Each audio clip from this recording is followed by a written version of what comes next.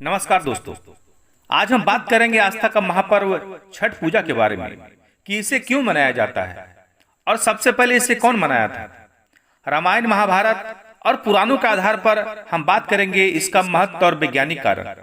दोस्तों, आगे बढ़ने से पहले हमारे चैनल को सब्सक्राइब जरूर कर दीजिएगा, क्योंकि इसी तरह की जानकारी का वीडियो मैं हमेशा बनाता रहता हूँ और जानकारी आप तक पहुँचाता रहता हूँ, जिसकी जानकारी नीचे डिस्क्रिप्शन में दिया गया है, आप वहां जाकर देख सकते हैं। दोस्तों, छठ पर्व या षष्ठी पूजा कार्तिक शुक्ल पक्ष के षष्ठी को मनाया जाने वाला एक हिंदू पर्व है।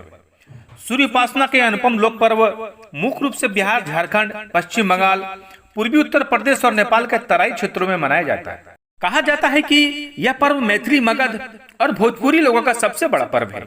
यह उनकी संस्कृति है। छठ पर्व बिहार में बड़े धूमधाम से मनाया जाता है। यह एकमात्र बिहार का या पूरे भारत का ऐसा पर्व है जो वैदिक काल से चला आ रहा है और यह बिहार की संस्कृति बन चुका है। यह पर्व बिहार के वैदिक आर्य संस्कृति की एक छोटी सी झलक दिखाता है। यह पर्व मुख्य रूप से ऋषियों द्वारा लिखी गई ऋग्वेद में सूर्य पूजन, उषा पूजन और आर्य परंपरा के अनुसार बिहार में यह पर्व मनाया जाता है। बिहार में हिंदुओं द्वारा मनाए जाने वाले इस पर्व को इस्लाम सहित अन्य धर्म के लोग भी मनाते हैं। धीरे धीरे यह त्योहार प्रवासी भारतीयों के साथ साथ विश्व भर में प्रचलित हो गया है।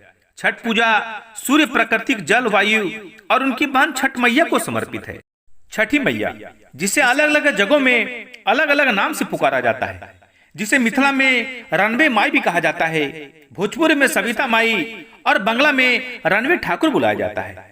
पार्वती का छठा रूप भगवान सूर्य के बहन छठी मैया को त्योहार की देवी के रूप में पूजा किया जाता है। छठ पूजा की उत्पत्ति से जुड़ी कई पौराणिक कथाएं हैं और कुछ का उल्लेख ऋग्वेद ग्रंथ में मिलते हैं। हिंदू पौराणिक कथाओं के अनुसार द्रौपदी और पांडव अपने राज्य को पुनः प्राप्त करने और अपने मुद्दों को हल करने के लिए छठ पूजा का व्रत रखा था। एक अन्य मान्यता के अनुसार कर्ण, जो भगवान सूर्य कुंती के पुत्र थे, वे भी छठ पूजा करते थे। कहा जाता है कि उन्होंने महाभारत काल में जल में घंटों खड़े होकर सूर्य देवता की उपासना करते थे। ऐतिहासिक रूप से मुंगेर सीता मान पत्थर सीताचरण मंदिर के लिए जाना जाता है, जो मुंगेर में गंगा के बीच में एक शिलाखंड पर स्थित है। ऐसा माना जाता है कि माता सीता ने मुंगेर में छठ पर्व मनाया था। इसके बाद ही छठ पर्व की शुरुआत हुई, इसलिए मुंगेर और बेगूसराय में छठ महापर्व बड़ी धूमधाम से मनाया जाता है। एक कथा के अनुसार प्रथम देवासुर संग्राम में जब असुरों के हाथों देवता हार गए थे, तब देव माता अदिति ने तेजस्वी पुत्र की प्राप्ति के लिए छठ माँ की आराधना की थी। तब प्रसन्न होकर छठी मैया ने उन्हें सर्वगुण संपन्न तेजस्वी पुत्र होने का वरदान दिया था। इसके बाद आदित्य के पुत्र हुए त्रिदेव रूप आदित्य भगवान, जिन्होंने असुरों पर देवताओं को विजय दिलाई। अब बात करते हैं छठ पर्व किस प्रकार मनाते हैं और इनकी पूजा विधि क्या है। यह पर्व 4 दिनों का होता है।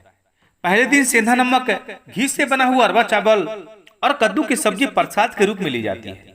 अगले दिन से उपवास आरंभ हो जाता है।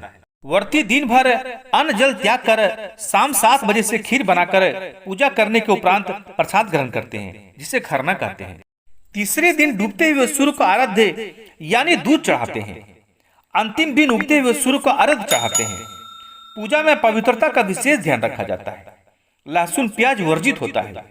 जिन घरों में यह पूजा होती है वहां भक्ति गीत गाए जाते हैं। अंत में लोगों को पूजा का प्रसाद दिया जाता है। छठ महापर्व के 5 चरण होते हैं। पहला चरण है नहाय खाए। छठ पर्व का पहला दिन, जिसे नहाय खाए के नाम से जाना जाता है, उसकी शुरुआत चैत या कार्तिक महीने की चतुर्थी कार्तिक शुक्ल से होता है। सबसे पहले घर की सफाई कर उसे पवित्र किया जाता है। उसके बाद व्रती अपने नजदीक में स्थित गंगा नदी के सहायक नदी या तालाब में जाकर स्नान करते हैं। व्रती इस दिन सिर्फ एक बार ही खाना खाते हैं। खाना में व्रती कद्दू की सब्जी, मूंग चना की दाल, चावल का उपयोग करती है। तली हुई पूरियां, पराठे, सब्जी आदि वर्जित है। यह खाना कांसे या मिट्टी के बर्तन में पकाया जाता है। खाना पकाने के लिए आम की लकड़ी और मिट्टी के चूल्हे का इस्तेमाल किया जाता है। जब खाना बन जाता है तो सर्वप्रथम व्रती खाना खाती है। उसके बाद ही परिवार के अन्य सदस्य खाना खाते हैं। छठ पर्व का दूसरा चरण, जिसे खरना या लोहंडा के नाम से जाना जाता है, यह चैत या कार्तिक महीने के पंचमी को मनाया जाता है। इस दिन व्रती पूरे दिन उपवास रखती है। इस दिन व्रती अन्न तो दूर की बात है, सूर्यास्त से पहले पानी की एक बूंद तक ग्रहण नहीं करती। शाम को चावल, गुड़ और गन्ने का रस का प्रयोग कर खीर बनाया जाता है। खाना बनाने में नमक और चीनी का प्रयोग नहीं किया जाता है। इन दो चीजों को पुनः सूर्यदेव को नैवेद्य देकर उसी घर में एकांत रहकर उसे ग्रहण करते हैं। परिवार के सभी सदस्य उस समय घर से बाहर चले जाते हैं ताकि कोई शोर ना हो सके। पुनः व्रती खाकर अपने सभी परिवारजनों एवं मित्र रिश्तेदारों को वही खीर की रोटी खिलाती है। इस संपूर्ण प्रक्रिया को खरना कहते हैं। चावल के पिट्ठा व घी लगी रोटी भी प्रसाद के रूप में वितरित की जाती है। इसके बाद अगले 36 घंटों के लिए व्रती निर्जला व्रत रखती है। छठ पर्व का अगला चरण तीसरा दिन, जिसे संध्या आराध्य के नाम से जाना जाता है, यह चैत्र या कार्तिक शुक्ल षष्ठी को मनाया जाता है। पूरे दिन सभी लोग मिलकर पूजा की तैयारियां करते हैं। छठ पूजा के लिए विशेष प्रसाद जैसे ठेकुआ, चावल के लड्डू जिसे कचवनिया भी कहा जाता है, उसे बनाया जाता है। छठ पूजा के लिए एक बांस की बनी हुई टोकरी जिसे दौरा कहते हैं, उसमें पूजा का प्रसाद डालकर देवकारी में रख दिया जाता है। वह पूजा अर्चना के बाद शाम को एक सूप में नारियल, 5 प्रकार के फल और पूजा के अन्य सामान निकालकर दौरा में रखकर घर का पुरुष अपने हाथों से उठाकर छठ घाट ले जाता है। यह दौरा अपवित्र न हो इसलिए इसे सर के ऊपर रखा जाता है। छठ घाट की तरफ जाते हुए रास्ते में प्रायः महिलाएं छठ का गीत गाते हुए जाती है। नदी या तालाब के किनारे जाकर महिलाएं घर के किसी सदस्य द्वारा बनाए गए चबूतरे पर बैठती है। नदी से मिट्टी निकालकर छठ माता का जो चौरा बना रहता है उस पर पूजा का सारा सामान रखकर नारियल चढ़ाती है और दीप जलाते हैं।